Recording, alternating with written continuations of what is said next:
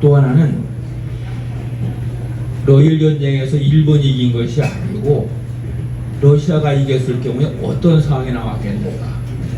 완전히 이 후자가 상당히 아주 큰 소설이 되는데, 우리나라의 그 대화에서 서양문을 받아들이는 일에서 일본이 한 역할에 대한 재평가가 할 수 있다고 생각합니다. 우리는 일본의 통치가 객관적으로 굉장히 효율적이었다는 사실을 부정하는 경향이 있죠. 자연스러워요. 근데 그렇게 되면은 우리의 그 현대사에 대한 통찰이 좀 약해진다고 생각합니다. 우리나라에서 한 일본의 통치는 아주 효율적이었어요.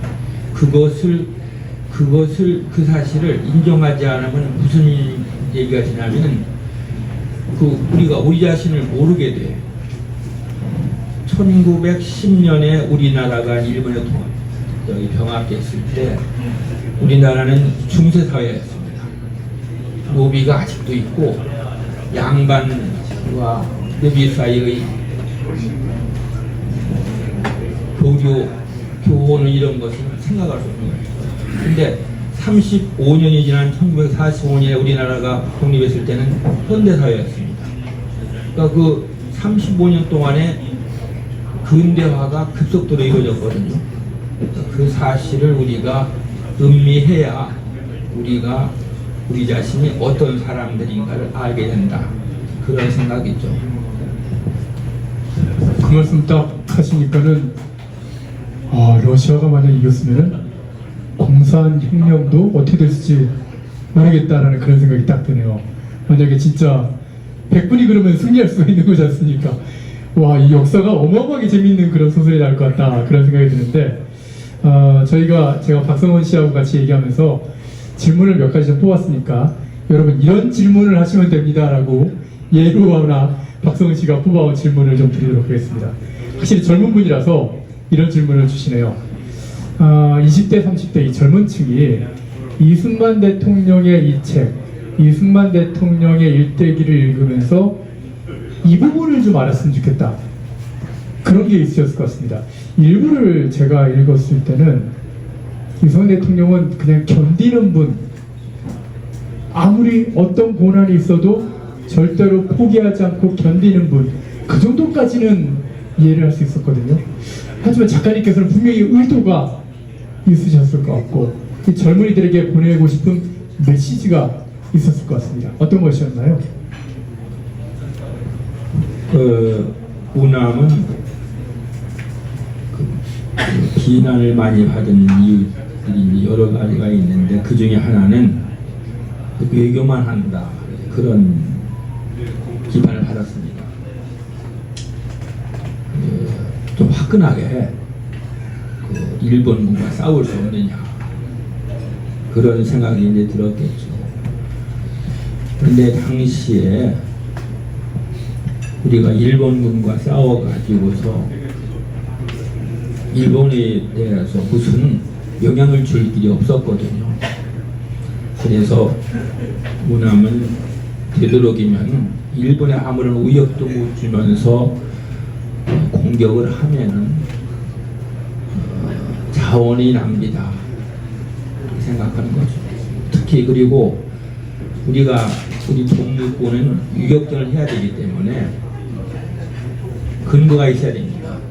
그럴 경우에는 일본군에 의해 갖고 근거인 우리 동포들이 보복을 받죠.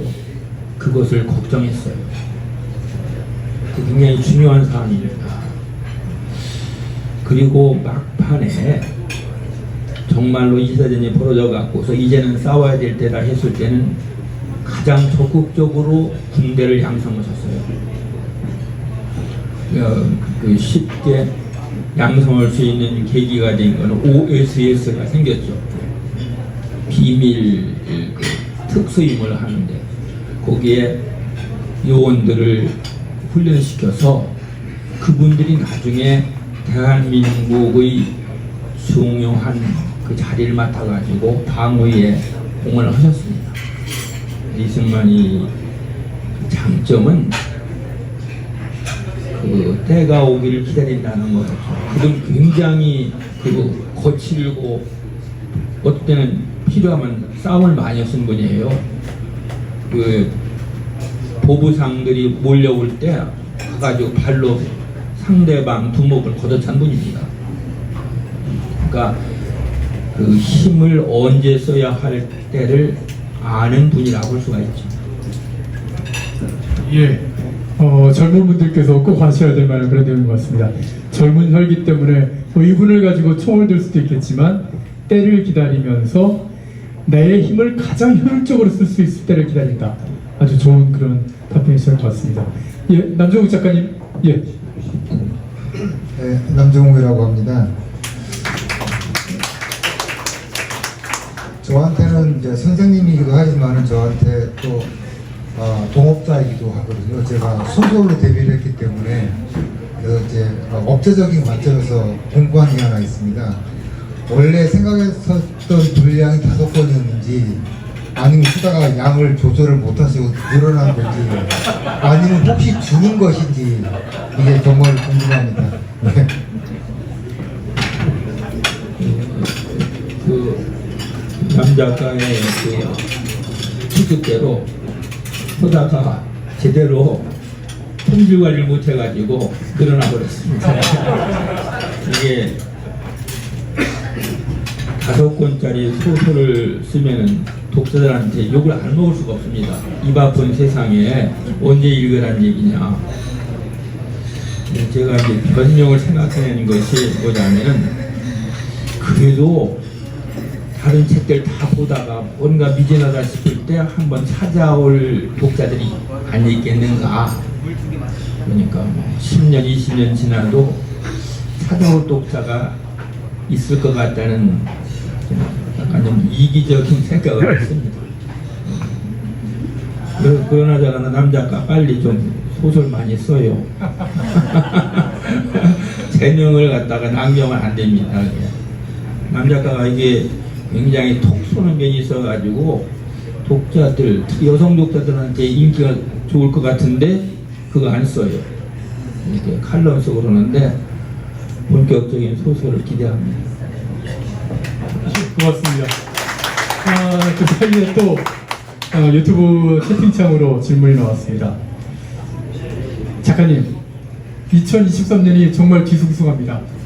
이승만 대통령께서 살아계셨다면 지금의 2023년을 바라보면서 과연 어떤 생각을 하셨을지, 국민들 향해서 어떤 연설을 하셨을지 한번 이승만 대통령이 한번 좀 이렇게 그 마음을 다 들어가 보셨잖아요. 한번 좀 말씀을 부탁드리겠습니다. 이승만 대통령이 꽤 정치적인 분이죠. 제가 알기로는 정치 지도자 분에서 실제로 주먹 휘둘러 갖고서 그 싸운 분은 그분인 것 같아요. 주먹질 한다는 거, 발비를 한다는 거는 총이나 칼 갖고 싸우는 건 다릅니다. 그건 동물적인 어떤 그 전투성, 공격성 그런 것이 없으면은 그 못합니다. 그럼 거의 본능적으로 주먹이 나가잖아요. 그래서 제가 이승만 대통령을 비슷하다고 여긴 것이 바로 그겁니다. 저도 어느 순간 머리가 아득해지면 주먹 휘두르거든요. 그래서 지금 그분이 하시는 거는 묘하게 윤석열 대통령이 하시는 그 언행과 굉장히 비슷하다고 저는 느낍니다. 윤 대통령 굉장히 공격적이시죠? 그 자신감이 있어요. 근데 이승만 대통령과 그런 면에서 언뜻 비슷한 그 면을 제가 느낍니다. 그러니까 윤석열 대통령께서는 뭐 앞뒤 안 대고 말을 하시잖아요.